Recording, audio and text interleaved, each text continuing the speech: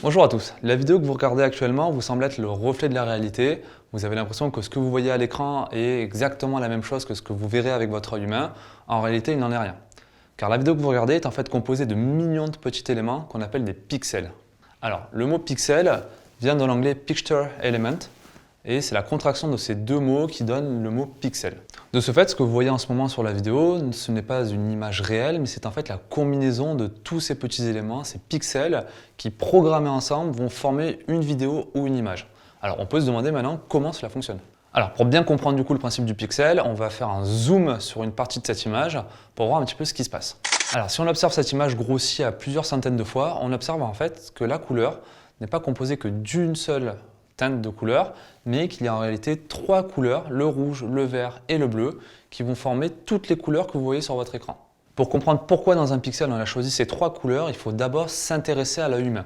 En effet, l'œil humain est comme un appareil photo, c'est une machine complexe qui est composée de cellules appelées des cônes qui sont sensibles à trois longueurs d'onde particulières, c'est-à-dire le rouge, le bleu et le vert, un peu comme dans un pixel. Donc lorsqu'on observe une lumière à l'œil humain, notre œil va transformer la longueur d'onde de la lumière en trois informations partielles, de rouge, de vert et de bleu, qui vont être transmises à notre cerveau. Et de ce fait, notre cerveau va interpréter l'intensité de ces trois couleurs pour en dégager une teinte qui peut prendre des nuances infinies en fait finalement. Donc ce procédé de mélange des trois couleurs primaires qui vont former une infinité de couleurs, c'est ce qu'on appelle la synthèse additive. Et c'est exactement le même principe dans un pixel, c'est-à-dire que le pixel va mélanger ces trois couleurs fondamentales pour créer la couleur de votre choix. Par exemple, en synthèse additive, si je mélange le vert et le bleu, je vais obtenir du cyan. Si je mélange le rouge et le vert, je vais obtenir du jaune. Et si je mélange le vert et le rouge, je vais obtenir du magenta. Alors, si vous avez bien compris le principe de la synthèse additive, on va faire une petite expérience ensemble. Je vais, en claquant des doigts, décider d'enlever une couleur du pixel dans toute la vidéo. Si par exemple j'enlève le rouge de la vidéo, vous voyez que l'image prend une teinte un peu cyan, qui est en fait le mélange des deux couleurs qui restent, c'est-à-dire du bleu et du vert. Si maintenant j'enlève le bleu de la vidéo, vous voyez que l'image prend une teinte un peu jaune, qui est donc le mélange des deux qui restent, c'est-à-dire le rouge et le vert. Et si maintenant j'enlève le vert de la vidéo, il va rester uniquement le rouge et le bleu, donc l'image va prendre une teinte un peu magenta. Alors on vient de voir que du coup le pixel restitue les trois couleurs primaires, le rouge, le vert et le bleu. Et en informatique, lorsque vous allez devoir choisir une couleur sur un logiciel de dessin ou de vidéo, vous allez coder cette couleur avec le codage RVB. Donc ce codage en fait va détailler ces trois couleurs primaires et va leur donner une valeur codée sur un octet, c'est-à-dire 8 bits, qui prennent des valeurs de 0 jusqu'à 255. C'est-à-dire que si la couleur primaire possède une intensité de 100% dans cette teinte, vous allez lui donner la valeur max, c'est-à-dire 255. Si au contraire elle est complètement absente de cette teinte, vous allez lui donner la valeur 0. Et vous avez donc le choix de toutes les possibilités de valeurs entre 0 et 255 pour avoir toutes les nuances de couleurs que vous voulez. Sachant que ce code RVB ne va pas être codé entre 0 et 255, mais on va utiliser à côté de ça le code hexadécimal qui permet de représenter un octet avec uniquement deux caractères, c'est-à-dire des caractères qui vont de 0 jusqu'à FF. Donc pour résumer, le code RVB va être une suite de 6 caractères où chaque couple de caractères va représenter l'intensité de la couleur en commençant par le rouge, le vert et puis le bleu. On va prendre un petit exemple, par exemple le bleu pur. Si je vais sélectionner le code RVB sur un nuancier, je vais placer mes curseurs de rouge et de vert à 0. Donc au niveau du code, je vais retrouver 0, 0. Et le bleu va prendre la teinte max, c'est-à-dire 255, 100%, ou en hexadécimal, le code FF. Donc pour coder du bleu pur, je vais retrouver un code RVB qui est égal à 0, 0, 0, 0, FF.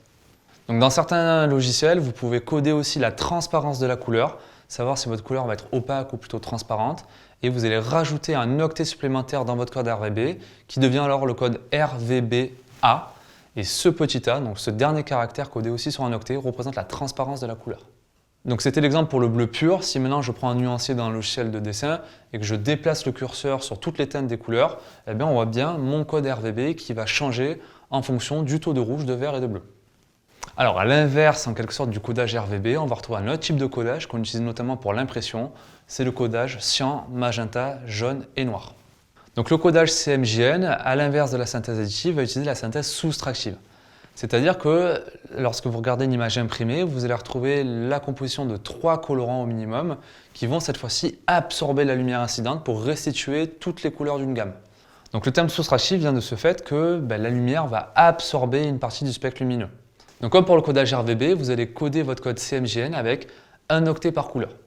C'est-à-dire que l'octet va représenter l'intensité de cette couleur dans la teinte et vous allez retrouver donc du coup votre code CMJN avec 4 octets, donc 8 caractères, avec chaque caractère, chaque couple de caractères qui va représenter l'intensité d'une couleur. Donc comme tout à l'heure, si on prend l'exemple d'un bleu pur, cette fois-ci je ne peux pas le coder avec un seul octet. Il faut donc mélanger du cyan à 100% et du magenta à 100% pour avoir du bleu pur, le même bleu pur que pour le codage RVB. Donc pour bien différencier le codage RVB et le codage CMJN, le codage RVB est réservé pour tout ce qui est pixels et génération de couleurs sur un écran, et le codage CMJN est vraiment réservé à l'impression de documents papier. Alors le codage RVB a ses limites, car en effet lorsque vous voulez choisir une teinte de couleur, il faut être conscient de la quantité de rouge, de vert et de bleu de votre couleur, et par rapport à notre perception des couleurs, c'est pas très naturel quand on n'a pas trop l'habitude de raisonner comme ça. Notamment aussi si je vous demande d'augmenter la clarté d'une couleur, vous allez devoir jouer aussi sur ces 3 paramètres. Et donc, si vous voulez augmenter la clarté de votre couleur, augmentez aussi la quantité de rouge, de vert et de bleu de votre couleur. Si par exemple, je prends ce bleu foncé, pour augmenter, pour arriver à un bleu plus clair, je vais jouer sur le paramètre rouge, vert et bleu. Donc on voit bien que cette méthode a ses limites. Et lorsque vous êtes sur un logiciel de dessin, lorsque vous allez coder vos couleurs, vous allez vous retrouver un petit peu bloqué par rapport à votre perception des couleurs. C'est pour ça qu'on a introduit un nouveau type de codage qu'on appelle le codage TSL. Donc ce codage TSL va se rapprocher de notre perception un peu plus naturelle et physiologique de nos couleurs. En effet, lorsque vous observez une couleur, par exemple un t-shirt, vous allez décrire la couleur selon 3 paramètres, c'est-à-dire la teinte du t-shirt, est-ce qu'il est mauve, orange, bleu, la saturation du t-shirt, est-ce qu'il est plutôt neuf, donc la couleur est vive, éclatante, ou plutôt délavée, c'est-à-dire que la couleur va être un peu plus terne, et sa luminance, c'est-à-dire si votre t-shirt est plutôt bien éclairé ou plutôt à l'ombre. Et donc, c'est la composante de ces 3 paramètres qui va nous permettre de sélectionner facilement la teinte d'une couleur. Donc, si je cherche à représenter graphiquement la teinte TSL sur un cylindre en 3 dimensions, je vais chercher du coup la teinte de ma couleur en me déplaçant sur la périphérie de mon cylindre. Donc, je vais chercher la teinte de ma couleur, si c'est bleu, orange ou vert. Une fois que je suis sur la bonne teinte, je vais me déplacer vers l'intérieur du cylindre pour choisir la saturation de ma couleur. Plus je me déplace vers l'intérieur du cercle, plus ma couleur sera terne et délavée. Et plus je me déplace vers l'extérieur du cylindre, plus ma couleur sera vive et éclatante. Et pour choisir la luminance, je vais me déplacer sur la hauteur du cylindre. Donc vers le bas du cylindre, je suis plutôt sur des teintes sombres et foncées.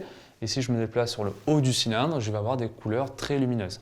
Donc dans cette vidéo, on a vu ce que c'était qu'un pixel et comment coder sa couleur avec 3 méthodes de codage différentes. Il faut bien comprendre qu'une image, ce n'est pas qu'un seul pixel, mais c'est des millions agencés ensemble. Et donc, on va maintenant voir comment du coup organiser ces pixels pour former une image.